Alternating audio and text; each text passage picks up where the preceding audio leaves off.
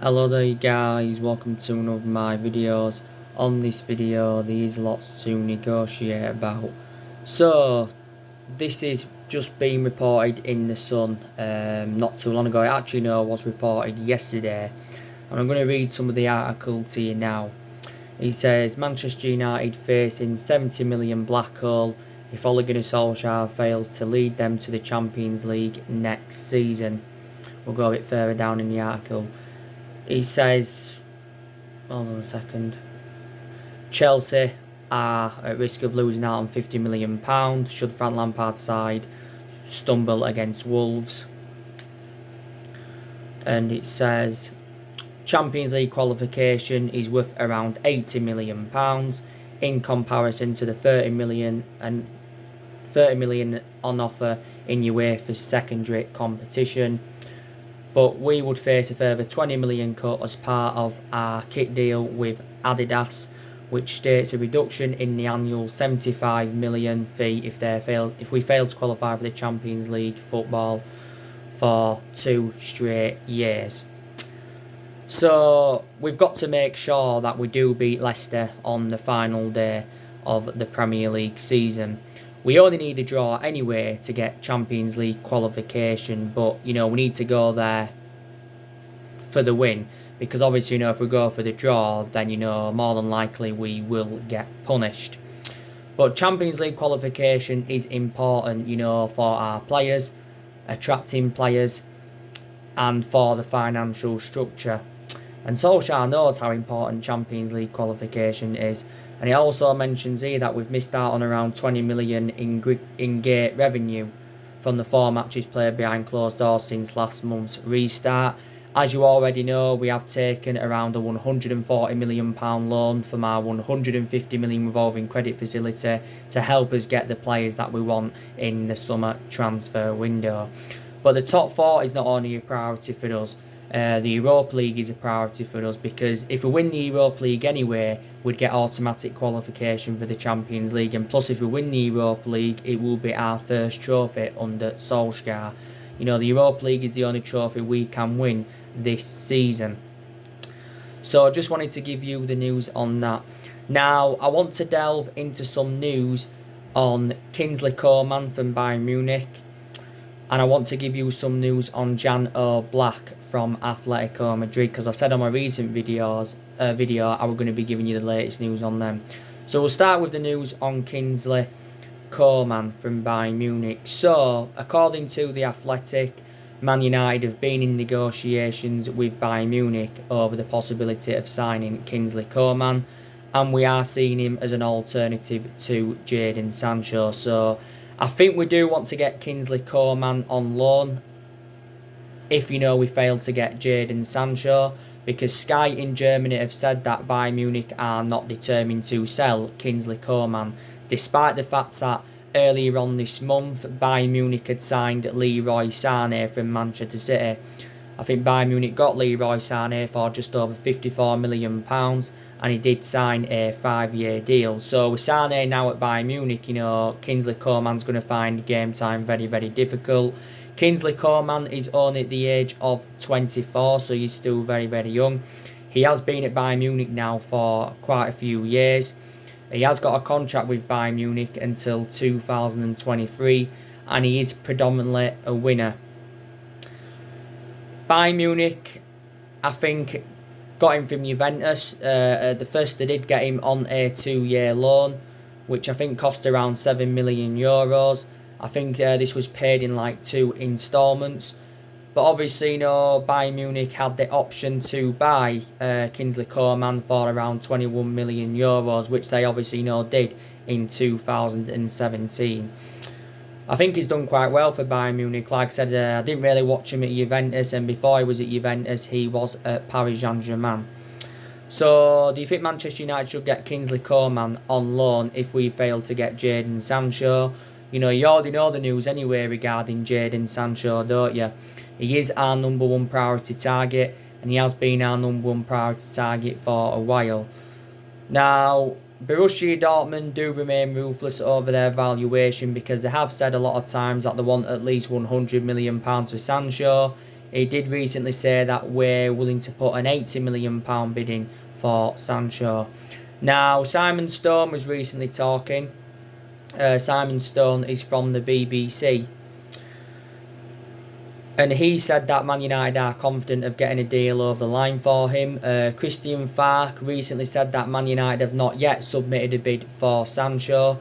He did say quite a few weeks ago that Sancho's already agreed personal terms with Man United. And he said he has agreed a 5-year contract worth around £140,000 a week. But Borussia Dortmund's asking price seems to be the stumbling block. Reports in Germany came out not too long ago saying that Jadon Sancho wants to leave Borussia Dortmund, and Man United have been in negotiations, and it did say that negotiations have been at an advanced stage. Borussia Dortmund will make a huge profit on the player because Dortmund only paid £8 million in from Man City back in 2017. But this has now been Sancho's third season at Dortmund. But analyse his performances in the few years he's been with Dortmund, his valuation has persistently grown. Still got a contract with Dortmund until 2022. I've already outlined the reasons why I want Sancho at Man United is because he's well proven in the Premier League, and plus he's got a very, very good friendship with Marcus Rashford, and he's predominantly a right winger, and Man United are in search for the right winner. He did say quite a few weeks ago we'd set our limit for Sancho, and it said we was only willing to pay £50 million for the player. But I think we've been given a boost in our pursuit of him anyway, because Borussia Dortmund are now looking for replacements for Sancho. I think they've been recently looking at Rashica from Werder Bremen of, Borussia Dortmund. But I've got to make an admission, these cheaper solutions in Jadon Sancho, we've looked at Robin Matondo from Schalke before, we've looked at Ousmane Dembele from Barcelona, we've also looked at Ferran Torres from Valencia and all of that. But yeah, so we'll only try and get Kingsley Coman on loan if we can't get Jadon Sancho on the board. If we could come to an agreement on a fee with Borussia Dortmund, then I think, we'll get Jadon Sancho. It's just Borussia Dortmund's asking price that is the stumbling block. Maybe if we was to wait until next summer, then maybe we'd get Sancho cheaper than £100 million. We know that we've already made a promise to him anyway that we're willing to offer him the number 7, because we have got number 7 vacant at the moment, but we've had a lot of good number 7s up and down the generations. So yeah. Now let me delve into the news on Jan Oblak from Atletico Madrid. So, Man United are interested in Jan Oblak. We are seeing him as a possible replacement for David De Gea. It also mentions that Chelsea are interested in Jan Oblak because Chelsea are looking for a replacement for Kepa Arrizabalaga. And I've got to make an admission regarding Chelsea. They've done very, very good. They've done very, very good business so far. I think they have now signed 3 players this summer, and 3 players under Frank Lampard. Obviously, they got Werner from Leipzig for around £48 million. They got Hakim Ziyech back in February for around 37 or 38 million. And I think they've now got Havertz on the board, and I think they got him for around 80 million. So I think Chelsea spent around £160 million on them 3 players. So Chelsea could be in there with a shout for next season. Don't forget, it does say that Chelsea are interested in Dean Henderson as well as Jan Oblak, and Chelsea are willing to more than double Dean Henderson's wages. They're willing to offer him around £170,000 a week. But would Jan Oblak be a good replacement for De Gea? He's on that list as one of the best goalkeepers in the world. He's been a long servant at Atletico Madrid. I think this has now been his 6th season with Atletico Madrid. I think he's made around 191 appearances in the La Liga. But he's a very, very good shot stopper, is Jan Oblak. His vision's very, very good. And he's going to cost a lot of money though, because Jan Oblak has got a £109 million buyout clause because he signed a new contract, last year with Atletico Madrid. And he's got a contract with Atletico Madrid until 2023. I think Jan Oblak is in his 20s. He's in his 20s and that. So, would you take him at Manchester United, Jan Oblak? Do you think he would be a good replacement for David De Gea? But yeah, like I said, Man United and Chelsea are interested in him. And Atletico Madrid, I think, didn't they pay around 16 million euros for him from Benfica? Solskjaer at Manchester United has got a goalkeeping decision to make. He's got to make a decision on David De Gea. This has been David De Gea's 9th season at Manchester United. He is approaching his 10th year at the football club. So he's been a long servant, and like I've said before, I think David De Gea has had 7 good years out of the 9 years he's been at Manchester United. Because in the last couple of years, he has been a liability, reflecting on the calamitous mistakes he has made. The 2 recent mistakes he made were from Olivier Giroud and Mason Mount, because they are 2 shots that David De Gea should have really kept out. But David De Gea has made 403 appearances for Manchester United in all competitions. We already know he's overtaken Peter Schmeichel on appearances, but Solskjaer did recently say that David De Gea's position at the football club is under threat, and he says that he's got to raise his game.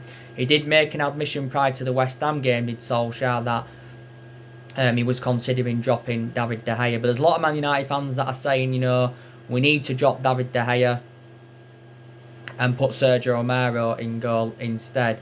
But I think in the game against Leicester tomorrow, David De Gea will, start again. But David De Gea at Manchester United has won everything domestically, and he's won individual awards reflecting on his good run of performances. We paid £18 million for David De Gea, or just over £18 million from Atletico Madrid back in 2011. And last September, David De Gea signed a 4-year deal at the club worth $375,000 a week. And back in 2015, very close to joining Real Madrid, but due to the fax machine, the deal never materialised in that. I think we'll sell David De Gea at some point, but I can't see us selling him in the summer transfer window. So that's just one thing I want to confirm with you. So that's the latest news regarding Jan Oblak. But like I said, there's a lot of uncertainty regarding the summer transfer window because Solskjaer did make an admission a few weeks ago saying he's unsure what our transfer budget's going to be because of the financial impact of, this coronavirus pandemic. I think if we get qualification for the Champions League, then that's going to decide what transfer budget we're going to get for the summer transfer window. We know one thing, the summer transfer window is opening on the 27th of July, which is under 2 days' time now, so that's very, very good. Like I updated you on my video yesterday, Solskjaer is targeting 5 players to overhaul the Manchester United squad, and he's already identified the areas in the squad where he does want to strengthen up. Solskjaer has said, he wants to recommend a striker in, he wants to recommend a winner in, he wants to recommend a centre defensive midfielder in, he wants to recommend a centre half in, despite the fact that we've got 7 centre halves in the team, and he also wants to recommend a left back in, because he's still deficiencies in the squad that do need to be addressed. Some of the areas in the squad have been improved, like Solskjaer was recently saying, some areas in the squad, have been improved. We've got that right back for Wan-Bissaka. We've got the centre half in with Harry Maguire. But I think we need someone alongside Harry Maguire that's on, like Maguire's level. Because I don't think Lindelof's on Maguire's level. Bay's always injured, like I mentioned. So some areas in the squad, have been strengthened up. But at the start of Ole Gunnar Solskjaer's managerial tenure, he said to Mike Phelan that he wanted to make around 9 signings at Manchester United. And so far he's made, 5 signings? Well, 4 permanent signings and, of course, got 1 player on loan. Last summer Solskjaer brought Daniel James and Wan-Bissaka and Harry Maguire in. And in January brought Bruno Fernandes and Odion Ighalo in.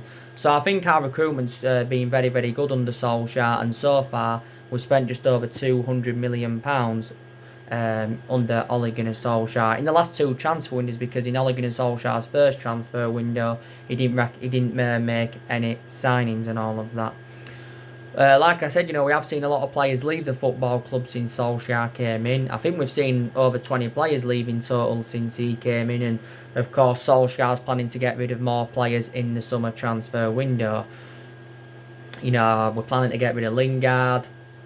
I hope we can get rid of Pereira, because Pereira don't really get in the team anyway. I hope we can get rid of Sanchez and Smalling permanently. Hopefully we can get rid of Rojo permanently. Also to get rid of Phil Jones, get rid of Diego Dalot, because I don't think Diego Dalot is good enough to represent Manchester United. So more players will leave the football club in the summer transfer window and all of that. But one thing Solskjaer did say is that he will not tolerate any rotten apples in the squad. That's one thing he did say in that. One thing I've got to credit Solskjaer for as well is that, you know, he's more or less giving everybody their chances to express themselves. Because when he first got appointed as Man United manager, Solskjaer, he said everyone would get their chances. And I think the young players have been given their chances this season. The way Solskjaer's promoted the youth, I've been, you know, very, very delighted about that. You know, Greenwood's been given his chances. You know, Williams is being given his chances. But on the other hand, you know, there's some players that have found game time hard. Some young players and some players in general. You know, Lingard's found game time hard. Pereira's found game time hard.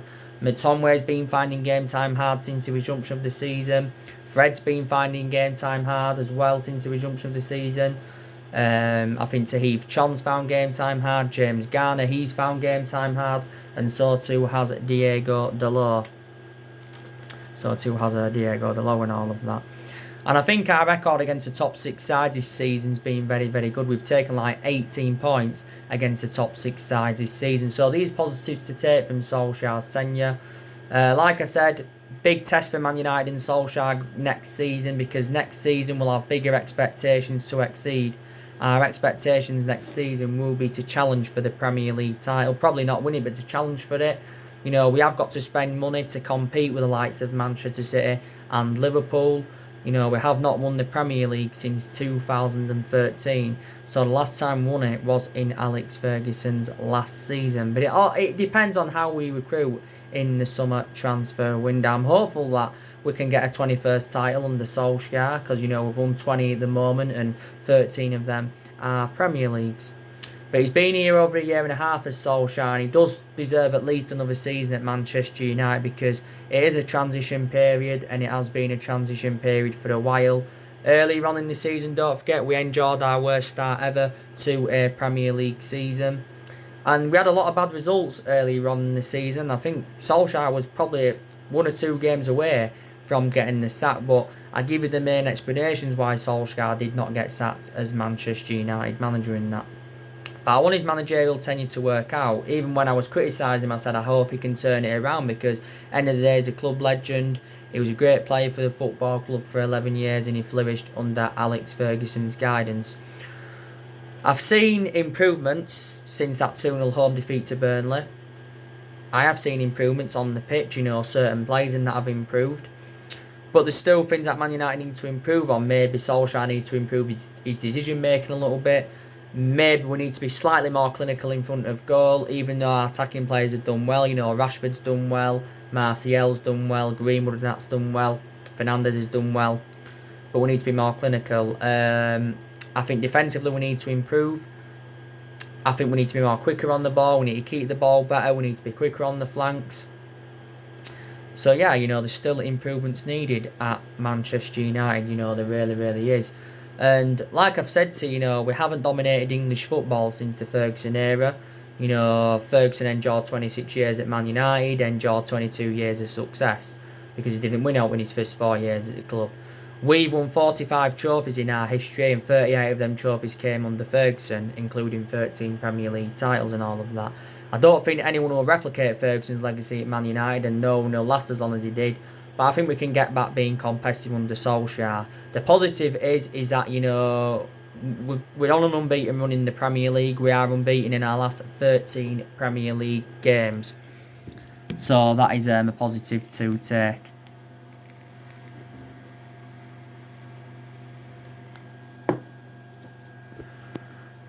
You know, that is a positive to take and all of that. I did my video earlier on, and that's still uploading, by the way. I give you my starting 11 prediction ahead of the game against Leicester tomorrow. I also give you the breaking news regarding the director of football, because it recently said that Ed Woodward wants to appoint a director of football to join Solskjaer's structure. There's been a few names linked to that director's role, and that's Andrea Berta from Atletico Madrid and Fabio Paratici from Juventus. I think the likes of Paul Mitchell's been linked with the director's role before, Edwin van der Sar has, Patrice Evra, Darren Fletcher. I think Rio Ferdinand linked to it at one point, but I said that's one of the structural changes that we need at the football club, and I said we need to recommend someone in who knows the club inside out, and of course someone who's got the experience in that. Prime example, Edwin van der Sar, he has got that experience. But it did actually say a while back that Ed Woodward had changed his mind and he was not interested in recommending the director of footballing because he's got a lot of trustworthy in Ole Gunnar Solskjaer and that. But yeah, a big game tomorrow against Leicester. Final day of the Premier League season. Obviously, it's a top 4 decider. I think if we can finish 3rd place and we can win the Europa League, you can say that Man United have had a good season. But Solskjaer said us finishing 3rd does not actually mean that Manchester United are back, but it is a start. But even if we finish 4th, it doesn't matter. We've still got qualification for the Champions League. Leicester's going to be a hard game. I know they've been in a bad vein of form recently, Leicester. But they've still enjoyed a very, very good season. Like I said on my preview and that, Brendan Rodgers has done a very, very good job with Leicester. He's been there over the year now. He's recruited some good players in at Leicester. He brought the likes of Dennis Pryor in, Yori Tillemans, who I think is Leicester's record signing. I think Leicester paid like 40 million for him. They got James Justin from Luton. They got Perez from Newcastle, paid a good £30 million for him.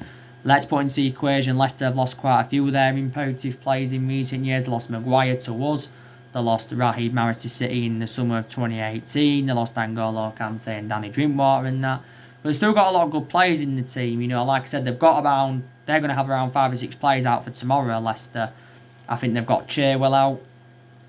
Like I said to you on the preview, Chilwell, Christian Fuchs, Amate, James Maddison, Marco Brighton and Ricardo Pereira. They're the injuries they've got. And they've obviously got Kagla Sunaku, if I pronounce the name right, suspended of Leicester. So that's good news from our perspective. We've got a good record against them. The last time we lost to Leicester was back in 2014 at the King Power Stadium by 5-3. And that's when we did have Louis van Gaal. So we're unbeaten in our last 10 league games against Leicester. And we're beating them earlier on in the season by 1-0 at Old Trafford. And we're beating them last season at the King Power by 1-0. Solskjaer, like I said a few interesting stuff during his press conference. He says that the team have shown that they are going places, so it means they're going in the right direction. And he says that our players are progressing. So he did basically say that the fitness levels and that have improved, because we had a lot of issues with the fitness last season. And Solskjaer also gave the 5 reasons behind our unbeaten run in the Premier League, and he says belief, confidence, signing of Bruno Fernandes. And he also said, we should have won that game against Burnley. But, Solskjaer said there's nothing's been done yet. We've got to go get the win against Leicester. And he's demanding that Manchester United go win against Leicester. But it's going to be interesting to see how Solskjaer approaches the game, like I mentioned. I think he'll go with a 4-2-3-1.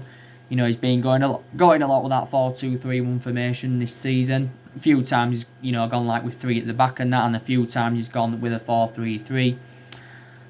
And I've got an idea of what 11 he's going to go with. We know the news on Bailly and Luke Shaw. Solskjaer said they could return for the Leicester game. He said he's going to give Bailly and Luke Shaw time to prove their fitness. Bailly's been recently out with a head injury. Luke Shaw's recently been out with an ankle injury. Luke Shaw has missed our last 3 games. And we know that Tuan Zebe and Phil Jones are out with injury. I think they are out until August. So yeah, really, really looking forward to the game. And in August, we've got the Europa games. Obviously, we've got Leicester play on the 5th of August in the second leg. Obviously, we're 5-0 up from the first leg. So obviously, we are into the quarterfinals of the Europa League. The Europa League quarterfinal draw was done the other week. But I think we are emerged as one of the favourites to win the Europa League anyway. But yeah, give Solskjaer more time at Manchester United. Like I said, he's our 4th permanent manager since the Ferguson era. Since the Ferguson era, 3 managers have been sacked, and that was David Moyes, Louis van Gaal, and Jose Mourinho, and all of that.